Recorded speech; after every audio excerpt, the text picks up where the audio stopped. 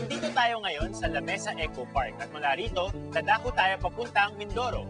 Sagana ang Pilipinas sa likas na yaman at sa ulat ng Mindoro Bureau, ipapaalala nila sa atin ang ating tungkulin sa ating kapaligiran. Ito ang ulat ng Mindoro Bureau.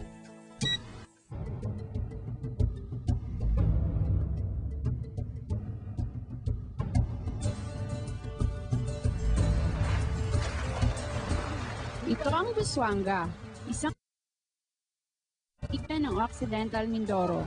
Takya mo rin ang konting katawang paraaw. Dumadali ito sa 4 na barangay ng bayan ng Rizal, ang Adela, Manoot, San Agustin at Santo Niño.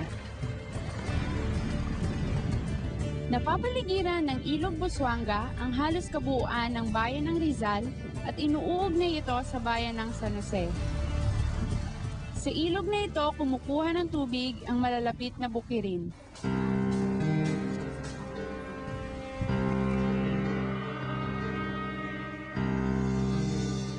Noong 2004, labis na ikinagulat ng mga taga-Rizal ang biglang paglakas ng agos ng tubig. Sarap ng tulog namin. Nung bandang alas 3, parang hindi na talaga ako mapalagay. Kasi ang lakas ng dagundong. Yung mga alas 4:30 na, ayan na. Hindi na namin alam, sa likod ng bahay namin dumaan ng tubig. Nung lumabas kami, hanggang dibdib ka ng tubig. Tapos yun na nga, lundag, hawak ko yung 2 bag, hinila ko agad. Tapos yung isang anak ko pa, yung bunso ko nga, may kaliitan siya. Isinampak ko dito sa ulo. Tapos yung mister ko kinuha yung kalabaw, nagulong-gulong pa sila bago na itawid. Yun, tapos nung medyo maliwanag na, tinignan namin yung bahay. Wala na, nakapihit ng ganun. Biglang nagla-landslide yung mga pangpang sa tabing ilog. Yung mga mamamayan na nakatira doon ay nagsilika sila dito sa aming proper. Tapos naging problema pa rin talaga namin sa aming mga mag-aaral na nag-aaral sa high school. Problema nila yung rescue sila sa pagtawid sa ilog, gawa ng sabalsa lamang sila sumasakay. Problema rin namin yung 4 na araw na halos hindi nakatawid yung mga mamamayan ng Barangay Manuot, walang mapagkukunan ng makakain para makatawid doon sa kabilang ilog dahil sa taas nga ng tubig, pangpang sa pangpang yung tubig.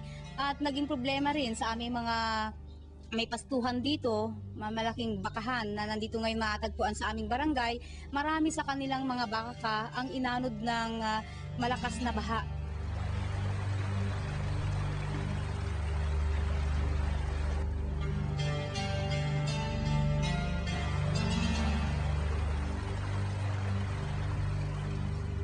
Hindi lamang pagkawala ng tirahan at kabuhayan at pagkasira ng mga bukirin ang ibinunga ng paglawak ng ilog. Maging ang ilang proyekto ng pamahalaan ay nasalanta. Isa na rito ang dike na bumigay dahil sa lakas ng agos ng tubig.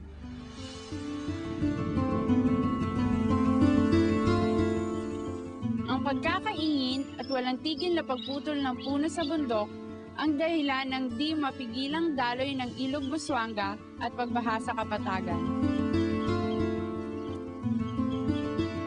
Hanggang ngayon, patuloy pa rin ang pagkakaingin sa nakakalbo ng bundok. Patuloy rin ang paglawak ng ilog. Bagamat may pagsusumikap ang pamahalaan na magtanim ng punong aroma na makakapagpaalsa ng lupa, pinangangambang di ito magiging sapat para mapigilan ang muling pag-apaw ng Busuanga.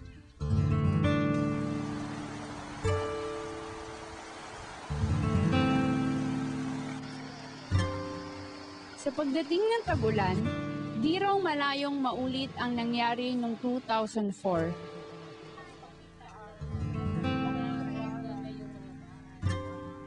Sana'y maisip na ng bawat mamamayan ang malaking kabayaran ng pagkalbo ng kagubatan bago mahuli ang lahat.